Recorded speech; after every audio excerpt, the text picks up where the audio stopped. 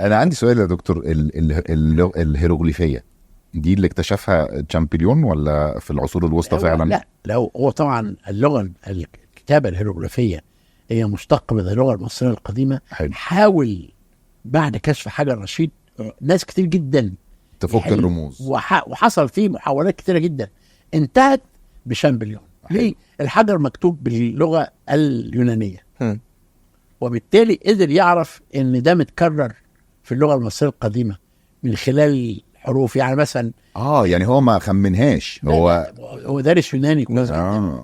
وبعدين هتخلي بالك اللغه القبطيه القديمه مشتقه من الهيروغليفيه. انت كنا بندرس بنترجم من الهيروغليفي القبطي ومن قبط الهيروغليفي. فالكنيسه المصريه لا زالت بتتكلم القبطيه القديمه اللي هي مشتقه من الهيروغليفيه. وحضرتك بتتضايق ولا بتتبسط لما بتشوف الرموز الفرعونيه مستخدمه كعلامات تجاريه او كلوجو؟ لا كويس. يا نادي الزمالك مثلا. لا او الزمالك مستعمل الهيروغليفيه. ما شفتش دي خالص. ازاي؟ طب ازاي؟ هو بيبص الناحيه الثانيه لما بيبص على الاهلي. اكتشفنا برضيه ان الفراعنه كلهم كانوا اهلاويه. ايوه. طب الزمالك بقى ده في ديليسيبس. احنا متوصلين على الديليسيبس دي جامد. لا ده احنا عارفين كل حاجه في السايت. لا بس اصحابنا اصحابك يعني عندنا نظره جوه، وقالوا لنا لازم نقولها لك في نص الحلقه نشوف هتضحك ولا. ديليسيبس صح. عندك بقى غير، سيبك من نادي الزمالك مش عايزين نتكلم على الحاجات الوحشه دي. عندك جامعه القاهره، عندك ايجيبت اير، مصر الطيران، حورس، عادي ما تضايقش. طب ولما يجي المعلق الكوره يقول لك الله عليك يا ابني دي فريق الفراعنه، ده كويس قوي برضه حلو. تمام، لان احنا برضه شعب مميز. انا دايما بقول ان احنا يعني اغلبنا مسلمين ونتحدث العربيه، لكن ما احناش عرب. احنا في افريقيا ومالناش اي صله باي شعب افريقي. احنا شعب يونيك فريد. معلش، هو طبعا الشعب ده اتغير في فترات معينه لما الحاجه اللي واخدها على بعض الناس في الشعب المصري القديم اللي هو الحقد، وان المصري بيتكاتل بيبص لغيره. العالم كله زي القطر. يعني انا قعدت 20 يوم لسه جاي من ايطاليا، ما حدش كلمني قال لي شاف في الانترنت حاجه، ما حدش قال لي عبد الباسط ده ابن كلب حرامي. كله بيشتغل. هنا تقعد معاه يقول لك فلان حرامي، فلان بيسرق، فلان بيلعب. انت مالك؟ ما تدخل اشتغل. فالعالم كله بينجح ليه؟ زي القطر. يعني يمكن انا الوحيد في حياتي اللي طول عمري ماشي زي القطر، ما بصش لا انت احسن مني ولا انا احسن منك. انا عملت ايه النهارده وانتجت ايه لبلدي. فاحنا لو شلنا من دماغنا الحقد اللي جوانا على بعض، وشلنا، انا مش عارف، ما فيش بلد شغله بالها بالانترنت والكلام غير مصر.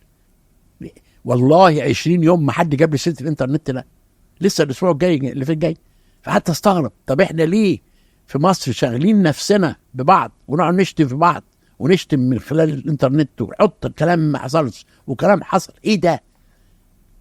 لازم الشعب ده يتغير ونبقى زي المصري القديم اللي هو برع في كل فروع العلم، لانه كان عنده هدف في حياته.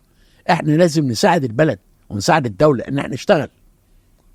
عشان كده كان من زمان على طول مصر لازم يبقى عندها مشروع قومي. طب كله بيعمل صح، اهم حاجة المشروع القومي.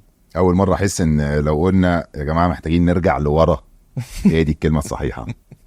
نرجع ايام القدماء او لقدام ونحط المصري القديم قدامنا كمثل عشان ننتج ونخلي مصر بلد عظيمه. اخر 10 دقايق بقى نسال شويه. بس في حته كده ما اعرفش هتعصبك ولا لا، فايه خلي الصدر رحب. الحفلات والايفنتس والمقاهي، كل الحاجات اللي بتحصل حوالين الهرم. لا طبعا انا ضد اي، انا شوف وانا ماسك الهرم لا يمكن كنت اوافق على عمل حفلات افراح تتعمل قدامه بالليل، فرح وتجيب ناس تغني وتنعر وتعمل ايه ده. بس كان في فرح اللي هو الرجل عمال الهندي ده صديقي جدا، ده خطير. ده ما كانش فرح، ده كان عباره عن ريسبشن.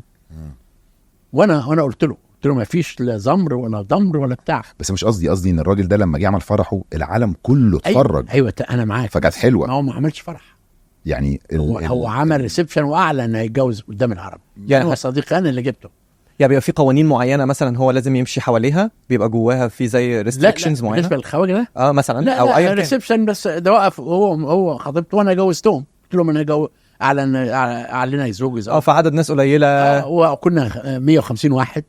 مفيش بقى لا مهرجانات ولا بتاع، لكن يعني بقى تبص الافراح دلوقتي حفلات بقى حاجه بشعه. معبد حتشبسوت كان وانا اؤمن ان مناطق الاثار تبقى بس متصله بالحفلات الثقافيه، اوبرا، حاجات ثقافيه، ما يبقاش يعني حضرتك مش ضد الفكره، ولكن مع ان احنا نختار الحاجه. الحاجات الثقافيه اللي هي تبقى في خلفيه الاهرامات ما ينفعش قدام ابو الهول اعمل فرح ابدا، يعني حاجه بشعه. انا شفت فرح اتعمل قدام ابو الهول حاجه تضحك، محدش يعمل كده عشان في فلوس، لا. الهرم وابو الهول لهم قدسيه لازم نحترمها.